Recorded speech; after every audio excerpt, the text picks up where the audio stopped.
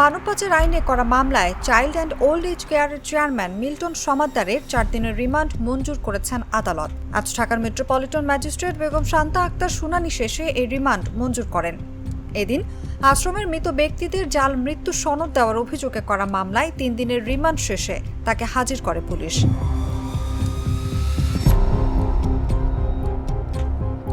এরপর মামলার তদন্ত শেষ না হওয়া পর্যন্ত তাকে কারাগারে আটক রাখার আবেদন করেন মামলার তদন্ত কর্মকর্তা। আবেদনের পরিপ্রেক্ষিতে ঢাকার মেট্রোপলিটন ম্যাজিস্ট্রেট আদালত তাকে কারাগারে পাঠানোর আদেশ দেন। এদিকে তার বিরুদ্ধে মানব পাচার আইনের মামলায় গ্রেফতার দেখিয়ে 7 দিনের রিমান্ডে নিতে আবেদন করে পুলিশ। আদালত শুনানি শেষে তাকে মামলায় গ্রেফতার দেখিয়ে 4 দিনের রিমান্ড মঞ্জুর করেন। এর আগে বুধবার রাতে রাজধানীর মিরপুর এলাকায় অভিযান চালিয়ে মিল্টন সমাদ্দারকে আটক করে ঢাকা মহানগর গোয়েন্দা পুলিশ। এরপর বৃহস্পতিবার মিরপুর মডেল থানায় প্রতারণার অভিযোগে একটি মামলা করা হয়। মামলায় মিল্টনের সহযোগী কিশোর বালা নামে একজনকে আসামি করা হয়।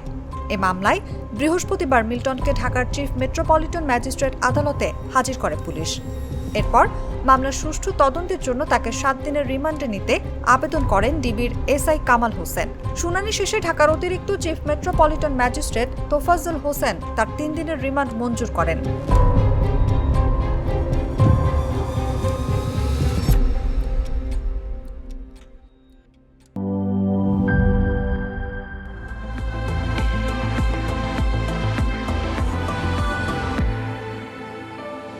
Harlan, be a show stealer.